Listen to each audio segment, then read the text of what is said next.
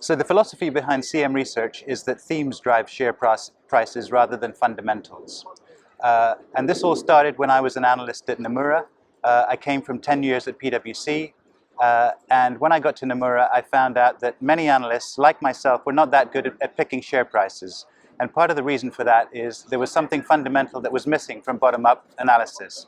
And that was the big themes. So what we do at CM Research is we have a philosophy that themes drive share prices, and we base our models on themes rather than companies.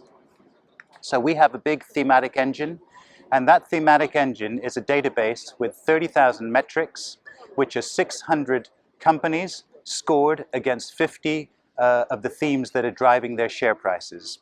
And these themes include things like the Internet of Things, which itself has 6 themes: driverless cars, the automated home, ambient commerce, wearable tech, and so on. Other themes like the cloud, cybersecurity, internet TV, artificial intelligence, and so on. So we see artificial intelligence as 10 disparate technologies. So things like machine learning, facial recognition, video recognition, recommendation engines, robotics, voice, and things like that. And the winners and losers in each of those are quite different. But the key here is that the companies most likely to win in artificial intelligence are the big internet platforms: Amazon, Google, Apple, Facebook, because they have a number of assets that are required for these technologies to take off. The first is enormous cash resources to invest in artificial intelligence engines. The second is a voice platform, because voice, of course, is going to be the computing platform through which artificial intelligence is communicated from us to the cloud.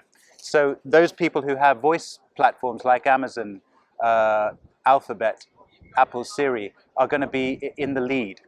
Those people who have a cloud infrastructure where most of this artificial intelligence is orchestrated are going to be in the lead, and so on. And of course, in order for AI to take off, you need a lot of data. In order to collect a lot of data, you need a lot of users giving you that data, and it's the big internet ecosystems that have these users. So we see a number of winners in artificial intelligence. In China, where we see AI as a protected market domestically, we see Baidu as the clear winner. It's the leader in AI, just as Google is one of the leaders in AI in the West because of its search engine. And we see that market as completely protected. The only 2 possible competitors are Tencent and Alibaba. Outside of China, we see a number of winners.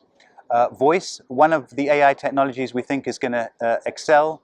We see Google as the technologically superior voice engine, but we see Amazon gaining ground because of Echo and all of its related products and its Alexa engine. Elsewhere, again in voice, we see iFlytek in China, which is a voice API company, as leading, again China being protected, and possibly Nuance Communications, which is an unloved stock in the US, because it's an independent voice API company. In other words, if you're a big company and you don't want to put your voice, give all your data to Amazon's cloud, you can use Nuance's APIs to help you. Outside of that, we see all the large internet ecosystems as trying, but we see Amazon and Google in the lead. We see internet TV as one of the biggest themes hitting the broadcast media sector. We've seen what the tech titans have done to the music industry and what they've done to print media, and we think their guns are now headed towards broadcast media, and that is the big TV broadcasters like Disney and so on. So a year and a half ago, when we saw this theme coming, we put a sell on Disney, and we were underweight most TV broadcasting stocks around the world. And the reasoning is quite simple. At the moment, the broadcast media is a protected industry. The key technologies for broadcasting TV are terrestrial, cable TV, and satellite TV. But internet TV doesn't require this infrastructure in order to do it. To get internet TV, all you need is a broadband connection and a subscription to an internet TV company. In fact, most of these don't require subscriptions at all.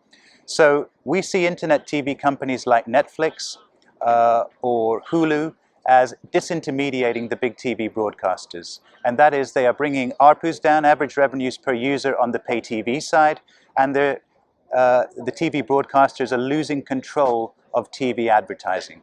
Because today, if you want to place an ad on ITV or a Disney network, you have to go to ITV and buy that ad. But in future, these advertising programs, these advertising platforms are going to be run by Google TV or Apple TV or even Netflix TV. I think, YouTube a few months ago went into live TV programming, YouTube TV. That means it's going to lower the price of pay TV and lower the price of TV advertising, and effectively provide advertisers a new TV platform on which to advertise that are not based on these TV networks. Now, many of the analysts covering old media, many of the analysts covering Disney say, well, this time it's different because Disney has the best content in the world. And of course, Disney does have the best content in the world. But a lot of the newspapers, the New York Times, the Washington Post, the Financial Times, they had the best content. Indeed, they still have the best content in their industry. But if you see their share prices, they've halved or worse. Similarly, in music, the big four labels still have the best content when it comes to music. But look at the value of their businesses. When Napster came along 15 or 20 years back, the music label said, well, we'll just create our own Napster. And of course, that never happened. Apple Music came along, Apple iTunes came along, and we had the download model. Then Spotify and others came along, and we've got the streaming model.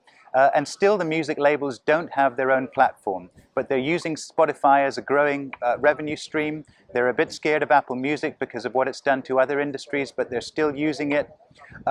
But the key is they don't really have any major technological innovations to add to the story.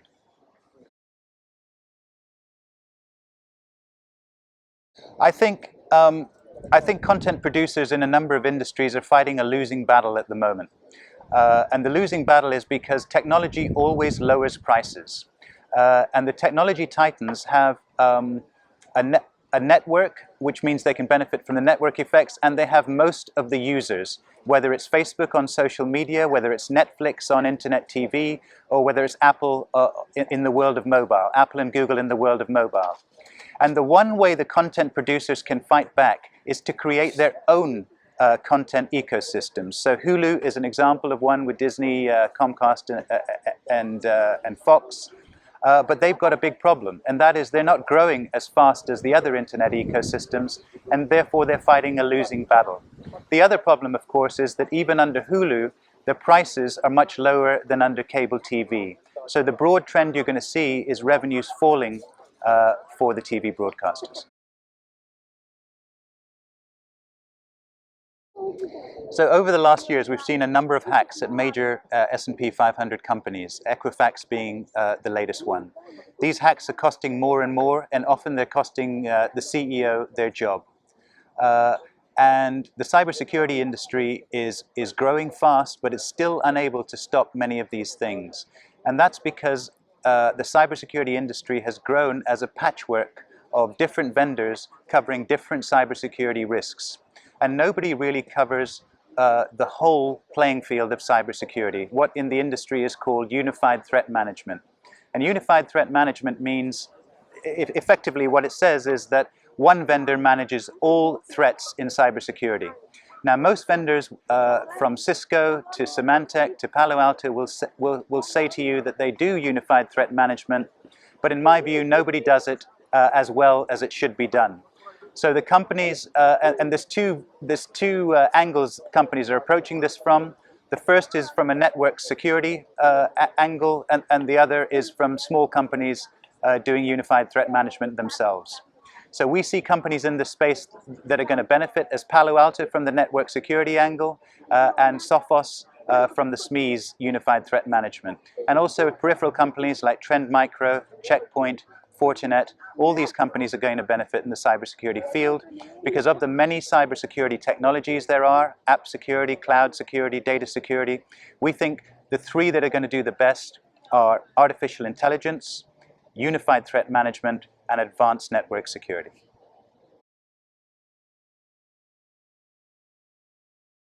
So we have three top buys and three top sells.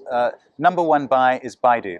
And we think Baidu, which is China's equivalent of Google, it's the leading search engine there. We think that stock has gone through a hard time. While Alibaba and Tencent have gone up, Baidu has gone broadly sideways. But we think in the next couple of years it's going to do well for two reasons.